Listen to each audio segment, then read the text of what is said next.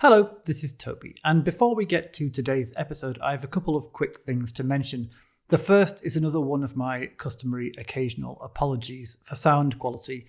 One of our two guests today, you will hear, had some troubles with her audio, and in the end, we ended up using the backup recording we made of the conversation, which is a bit more muffled. I've done my best to clean it up, but you'll hear it's not all that. Sorry about that. I hope it does not spoil your enjoyment of what she has to say because she is interesting. And secondly, for those who are counting, this is the 58th episode of the Science for Policy podcast, which I'm quite proud of. But perhaps more interesting is the fact that we're rapidly approaching our 100th guest, because quite a few episodes have more than one guest, so that's how the maths works. And I was having a little think about who our 100th guest should be, and talking to some colleagues, we came up with the idea that the 100th guest could be you. I mean, you, our loyal listeners. So our plan is that anyone who listens to this show, which includes you, can send in your thoughts and ideas and discussion points and questions. And then on my side, I'll assemble a little panel of Science for Policy experts, probably previous guests, to talk about your contributions in a fairly laid back and light-hearted way. So if you have a burning question about science for policy, or a train of thought that was maybe prompted or derailed by something you heard in one of our episodes, or an experience you want to share, or a joke, or an angry disagreement, I would love to hear from you.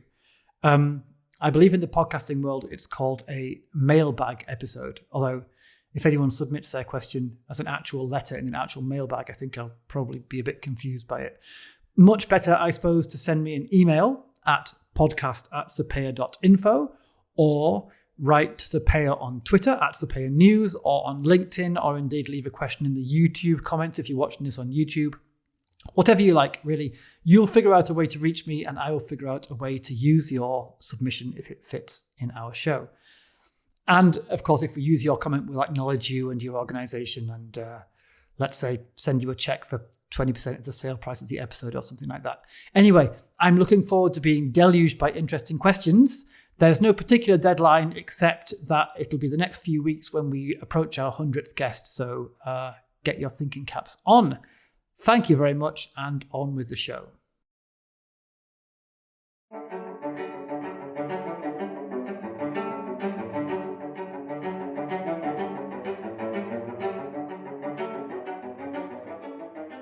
Hello, welcome to the Science for Policy podcast. My name's Toby, and today I'm joined by Dr. Jaishree Subrahmaniam and Marija Mitic.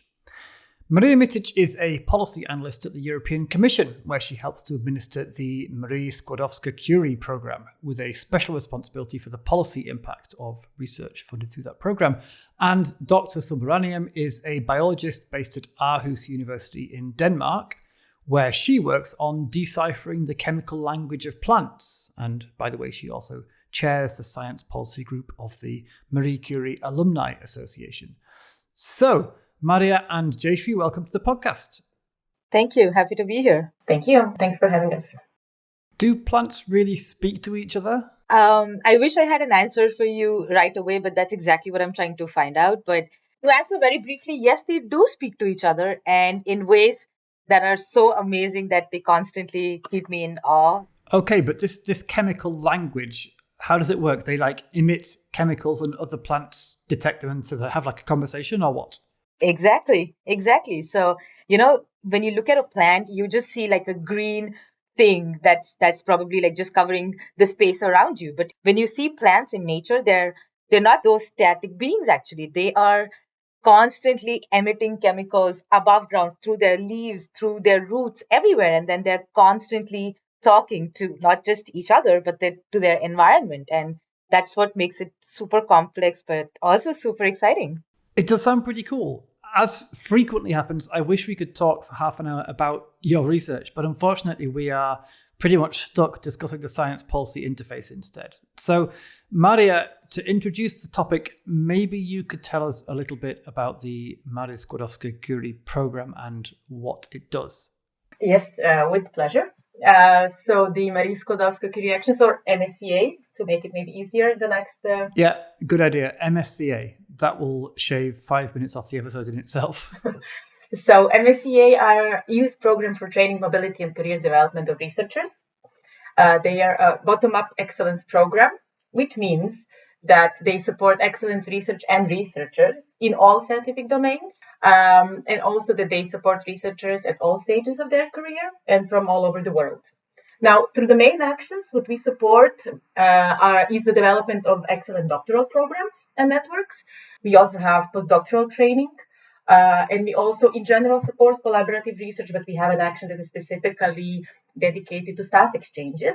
We also have a program, CoFund, that supports existing national and regional doctoral and postdoctoral programs through top-up grants.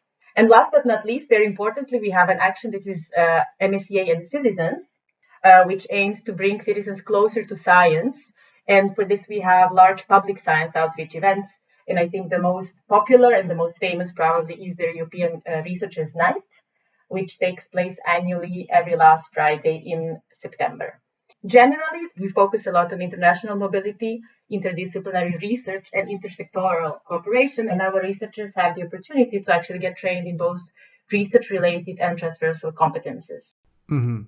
As I said, MSCA is a bottom-up program, and this is very important because it really is open, as I said, to any topic area and field of research. We gives it a lot of thematic diversity in terms of research outputs and space for innovation through collaboration and international partnerships. This also gives us in the MSCA a task and a quest to actually map all the contributions that MSCA does make to different EU priorities, and especially to the priorities of the European research area.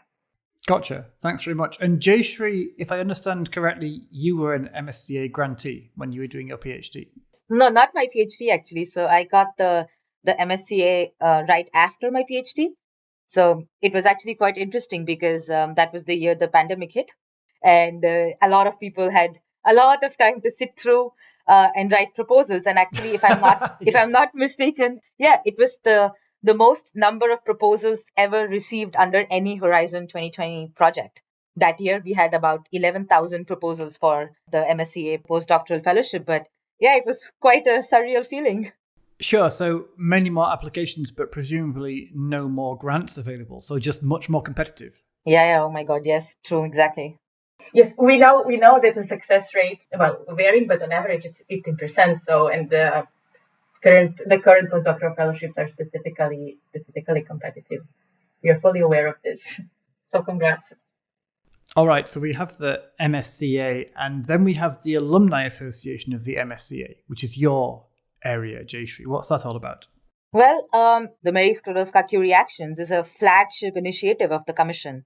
Like, these fellowships are one of the most prestigious and the most competitive fellowships in the world. So the Marie Curie Alumni Association, the main mission of our association is to actually bring together this MSCA community. So all the past and the current beneficiaries of this fellowship are brought together as part of this, the Marie Curie Alumni Association.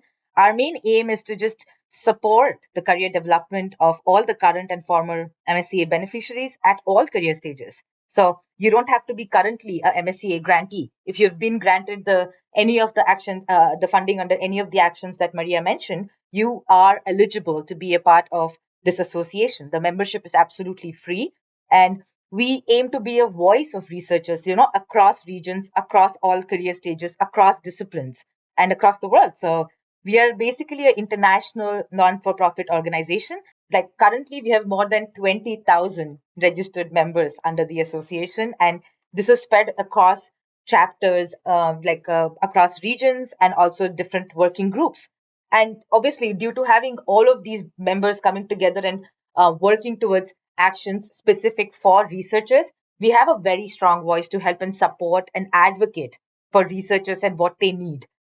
We have had a very, very prominent representation in across major science policy forums, like at the regional, at the national, and even at the EU level. Okay, so you're not just like a traditional alumni organization, like I might imagine. You also do advocacy, policy work.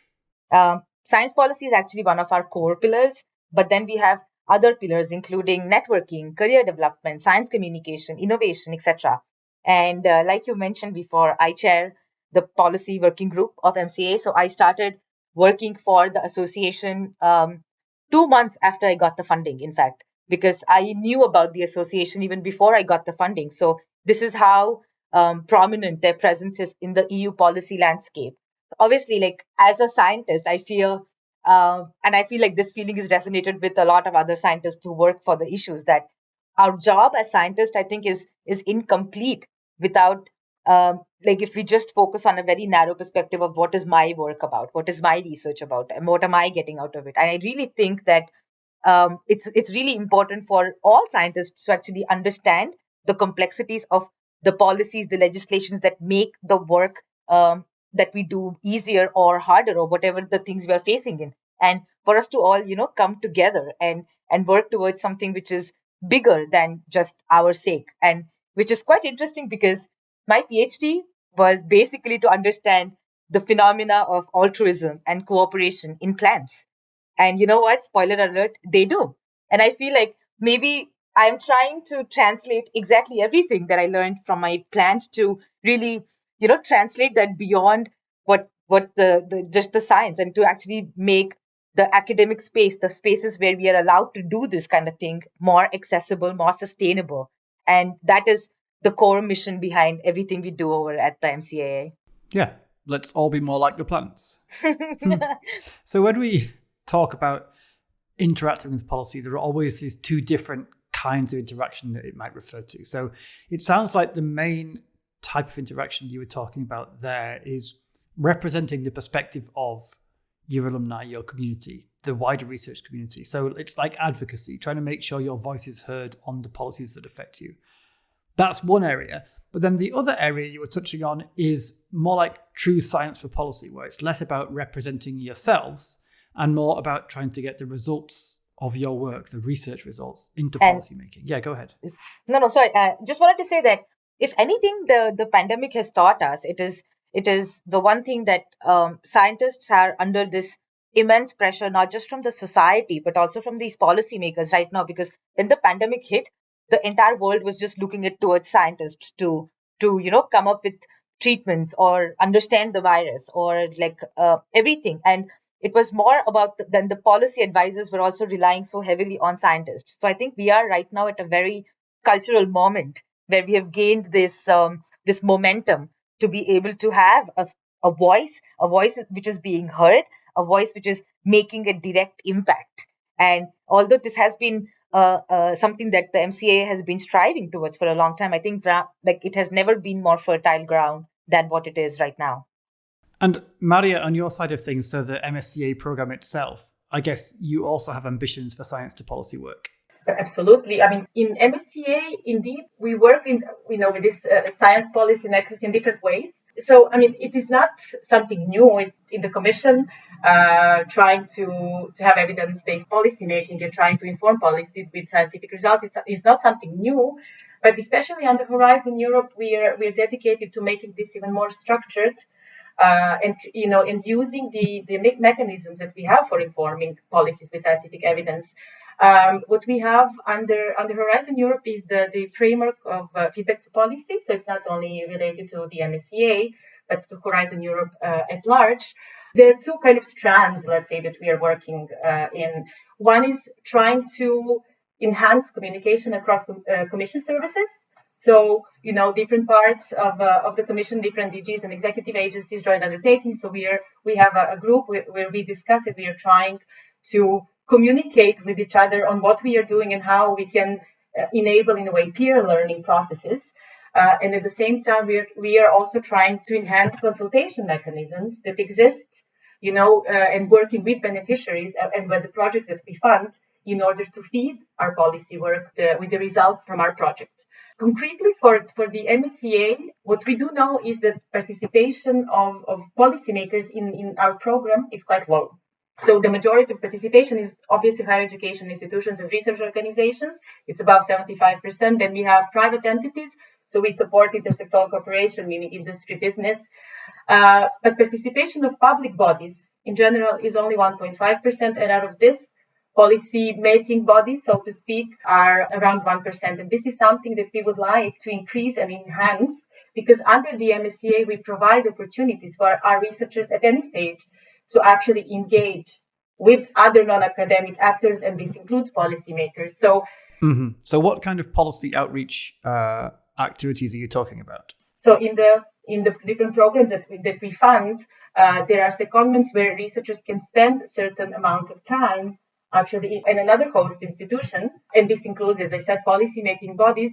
Also under postdoctoral fellowships, we have introduced non-academic placement. So basically, after the end of the fellowship, the researcher has the opportunity to spend 6 months in another non-academic organization. And these are for us incentives where we are trying to encourage our researchers, but also raise awareness among policymaking bodies that this is an opportunity where actually research results can feed into the policymaking. We know that there is a certain lack of awareness, both among our fellows, but also among policymakers about these opportunities, and also that there is a perception that this requires a lot of resources, or maybe there are administrative procedures that can hinder this cooperation and these connections. But we do have some good examples in MSCA, and we are trying to inspire more organizations actually, and so policymakers and fellows to engage in this. Yeah, I see.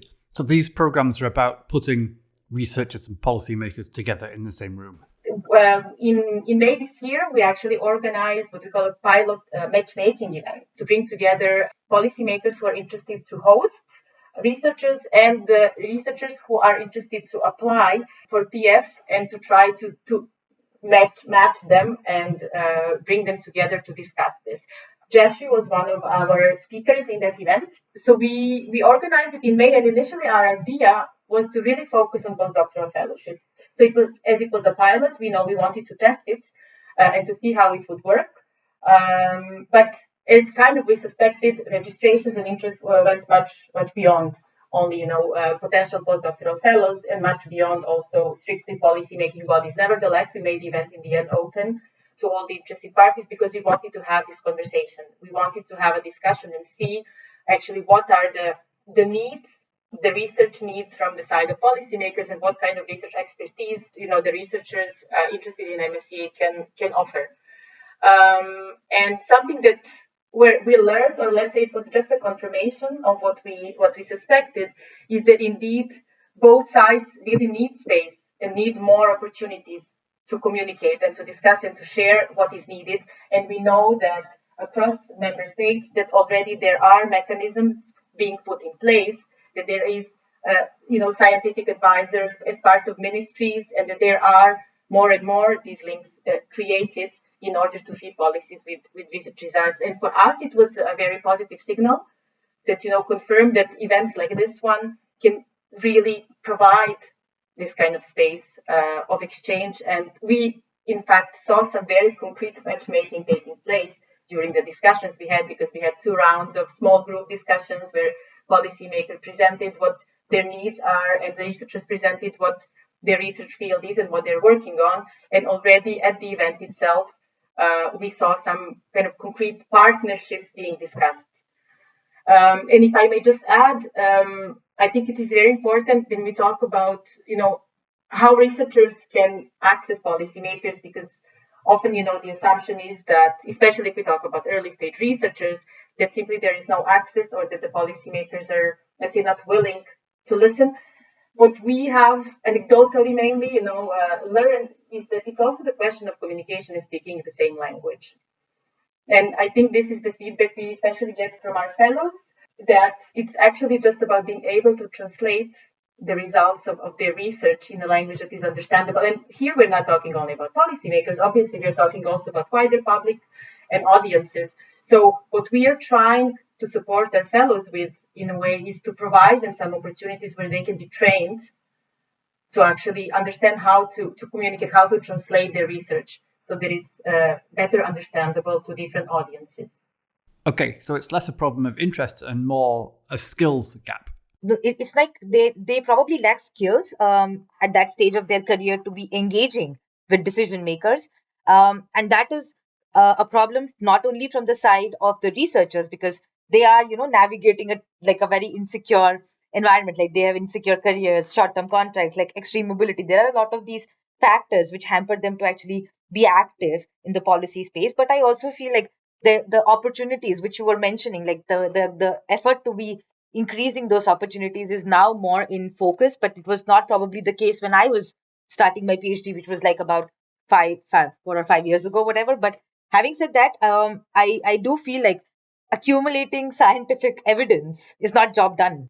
Our ability to successfully navigate the issues and steer society in a positive direction is something that is a part and parcel of being a scientist, because it can only be fully realized if it's applied to policy and to practice. And like I would go back to the pandemic aspect of it, because this gave us more insight into how scientists should be more so than ever be engaged in decision making processes, and that can really help, like communicating your research not only to your peers but to public in all is actually the need of the hour.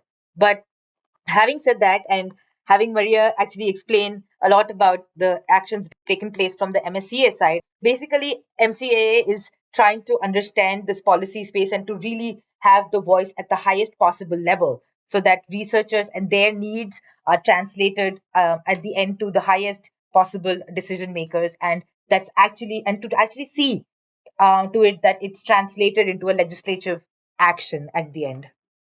If I may just complement this, because you mentioned, science diplomacy, and I think it is very also important again to highlight, MSCA is a bottom-up program, and I think, the research funded through such a program also reflects the needs of our society. So on the one hand, yes, the needs of researchers, but at the same time, the research that comes bottom-up reflects, what is needed, and also the inquiries that are considered pertinent in the research community. And I think this is also what is very valuable when we talk about the MSCA. And just to give an example, and to go back, for example, or to the COVID-19 and to the pandemic, as you mentioned, Jaishree, this reconfirmed or showed again, really the relevance of scientific results and the voice of researchers. And just to give an example, we know that out of almost 3,000 publications that were related to COVID-19, and especially I think there were more than 1,200 in 2022, the MSCA research was on top, accounted for almost 80% of them, together with the European Research Council and the health program. So I think it's just another example really showing the relevance that comes from the research that is done under MSCA, that the MSCA researchers do, and reflecting again the needs and even crisis in our societies. Yeah, I mean, I could not agree more about this. I also feel as an organization, MCAA is constantly learning so much more, like, because we always say that there is so much more that we need to be doing, and we are constantly asking our members to come up with new ways and come up with ideas to, like, what more can we do, because that's how we feel like, we need to be doing so much more, not just to enhance our own personal benefit or personal careers by being a part of this MCAA. I think we have become a very altruistic community to think about something that's bigger than us. And I think our theme for the next year's conference, so MCAA has an annual conference every year, and we have we try to make it the most prominent and the most pertinent theme of the year to be the topic of the conference. And this year around, the entire conference going to be centered around science diplomacy and sustainable development.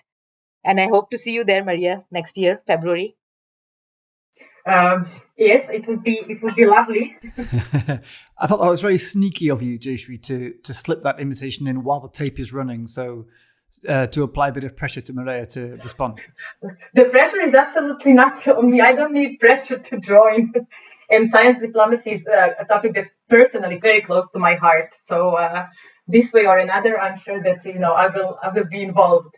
But what I wanted to add to, because again, going back to the bottom upness of the program, I think so. What we are doing now, also trying ourselves to map and understand, the contributions that our researchers and the research projects that are funded are making to the different areas, that EU policies focus on prioritize, and we organized the so-called cluster event, for example, on mission, ocean, and waters, where we identified projects in MSCA that contribute to the mission. And we gathered some of the project coordinators. We also gathered EU representatives and fellows who were discussing about their work. This is just one example of how we are trying to make more visible the contribution that our projects make to different thematic areas, because as I said, as a bottom-up program, we don't have thematic priorities. So this is our task under the feedback to policy to identify the contribution on MSCA to different topics and areas. This is something that we are really working on very committedly under feedback to policy, and something that we are planning also to do in 2023 and 4 through different formats, as I said. I'm interested. So, Marija, you mentioned a few minutes ago that countries have their own science advice systems, of course, and so does the EU. There are these established routes and institutions that do that. And I hear what you're saying about there being very specific challenges for early career researchers on getting involved in those, which you talked about actually on this podcast a few times, and which I want to come back to you on, Jaishree, because I'd like to hear your insights. But before we get to that, it seems like when you're thinking about the MSCA activities you're describing, there are a few ways you might try and address those challenges. And what I imagined was that you'd focus on training and upskilling your researchers, your fellows, to get the experience they need to go away and navigate this space and take part in their own national science advice systems, right, or whatever. But it sounds like what you're describing is not just that. You're also trying to create more routes for science to influence policy directly, separate from those existing institutions, like a direct MSc route, right, with this matchmaking and placements and so on. Have I understood that right? Well, this is the hope. I would think. I cannot give you, specific data on this, because, as I said, participation of policy-making bodies in the program as host co-supervisors is relatively low. But what we do know, in fact, is that policymakers are one of the top employers of our researchers. So even though we are trying to increase the opportunities, of this exchange during the fellowship, we also know that our researchers do end up in policy-making bodies after their fellowship. And this is also something that we're trying to tap into, that we're trying to learn more about through, for example, events such as the matchmaking event that we organize, and also through, obviously, exchanges with our fellows and alumni. But this is something that for us now is, let's say, the world to explore and to further support. So there are different avenues through which we are actually trying to strengthen these links, and hoping that this would not be only in the form of traineeship or training, but also that this would evolve into something much stronger and more sustained. Okay, so that sounds great. But then the question that springs to mind is whether MSCA is the right place to do all this. I mean, so sure, you have excellent people and you fund them, and so I guess you kind of want them to be well placed to deliver value for you, I guess. But is there a particular reason why creating this MSCA Science to Policy program is more useful than trying to help your people take part in the more general existing programs, for instance? Well, this is not about whether this should be MSCA fellows or not. I think this is also about what kind of structures and support systems exist. And under MSCA, these structures exist already. And I think that there is very often the criticism towards the European Commission or the institutions that we are trying to reinvent the wheel, and very often initiatives are duplicated and there are overlaps and we are doing things in parallel. And I think this initiative, in discussions with colleagues in other Commission services, led us to the conclusion that we should not create something new or create something from scratch if structures already exist. So obviously, it is not about MSCA alone, and we would, of course, like to see the wider research community being engaged in this way. But under the MSCA, the structures exist, and I think we should really explore them and create these links through, as I said, through secondments and placements and all the other mechanisms that exist. Yeah, that makes sense. So then let's talk a bit about these specific challenges that early career researchers face when they get involved in policy work. Jaishree, you reeled off a little list of these challenges a few minutes ago. And I know this is an area you've been involved with in India as well as in Europe. So do you want to say more about maybe your experiences there? Yeah, most definitely. And there is a momentum right now towards integrating researchers to policymakers. And I feel like firstly, as a scientist, I feel every one of us has like an obligation and more of like a self-interest to be engaged in science policy, because we get to then shape the future and what the future landscape of research would look like. But having said that, like any skill that we learn through our training of being a scientist, engaging in science policy to deal with the policymakers is more like an art. Like it comes through practice. And that's why I think like it's very integral that a scientist understands the complexities of the policy space also, but having a time like doing it early on in your career will give you that handle on it maybe better, because like any other skill, like you get to practice it, you have to put yourself out there. Early career scientists are not always skilled, or we don't probably have the confidence to directly go and talk to a decision maker or to a policy space, even to at an institutional level. I mean, like early career scientists are so focused on just getting their stuff out that if there is something that is discomforting to their scientific career, or like their ability to do the work that they are supposed to do, they would not even go to the institutional head and talk about those things. And that is why I talk in every chance I get. I speak to early career scientists to tell them that like it's not only important for you to do your research, it's also important that you create or understand the environment which will help you to get the best of what you can. And I feel like more and more so, especially like I will come back to the fact that the pandemic was a huge eye opener for a lot of us. It gave us the much needed break to just sit down and really prioritize of what it would mean, at least for me. And I know that that resonated with a lot of other scientists as well. And now is the time for like this moment that we have right now, where we have the spotlight on scientists and science, and actually having the voice to make an impact directly at the highest possible level, because the policymakers are listening to us. They need to know like that was what Maria was saying too, right? Like I feel like the time to act is now, and I think it's very, very crucial that we all do it. Yeah, makes sense. Maria, anything to add? First, I just want to kind of encourage and acknowledge, I think, the relevance of really this peer support. As you were saying, Jaishree, you're trying yourself to encourage early stage researchers, and I think this is very important. We all know how important it is to actually hear a testimonial for somebody who has gone through the experiences that you're looking at and you can identify with. And I think this is extremely important when we talk about the work of our Alumni Association. Another point, early stage researchers in how they relate to the institutional context they're in. I think we had, again, I know it's easier said than done, and as a early stage researcher, sometimes you don't dare do it, but I think it's a very important point to bear in mind. As you said, that it's trial and error, and it's a question of practice and the question of getting out of the comfort zone and understanding the context that you're in. And one last point that I would like to make, I'm not an expert on research assessment, so I will not go into details, but I think it is also very important what is valued. And we know that currently there are a lot of discussions and developments about the reform of research assessment. And so I think it's also very important that we move away from the publish or perish culture, and that there are many other elements that are valued in the work of a researcher. And perhaps this is also something that opens the doors, opportunities, or even curiosity for some researchers to engage broadly, beyond academia, and so actually see that their work outside of academia also is valued, and the contribution. So whether we are talking about, societal impact or any other research contribution. So I think this is also a very important development. It is not an easy one, but it is a very important pathway that we are all undertaking.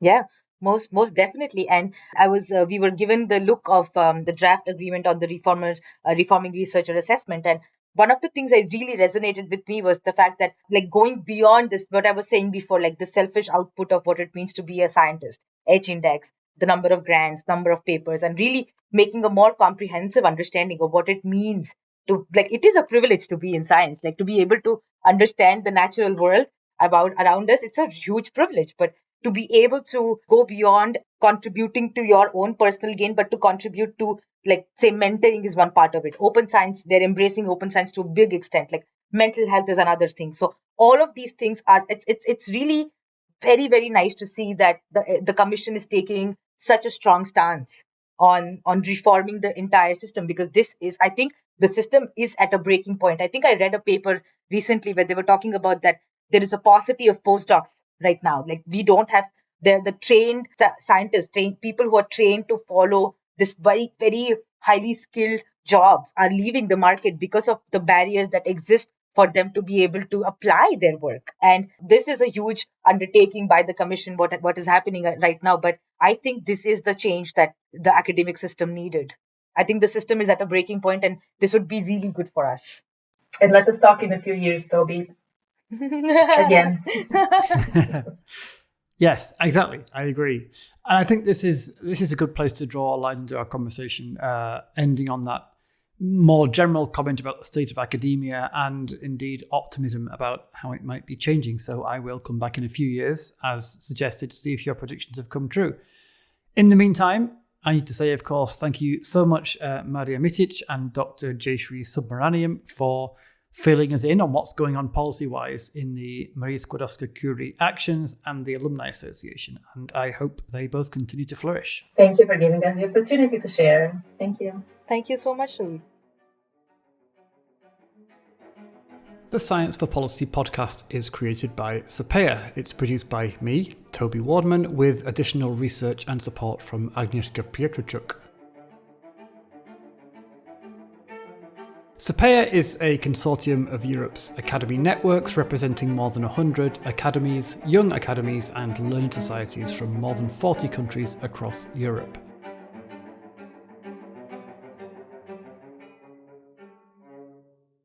We're part of the European Commission's scientific advice mechanism, and as such we're funded by the European Union. Having said that, the opinions you hear on this podcast are those of the guests, and sometimes mine, but certainly not the views of the European Commission.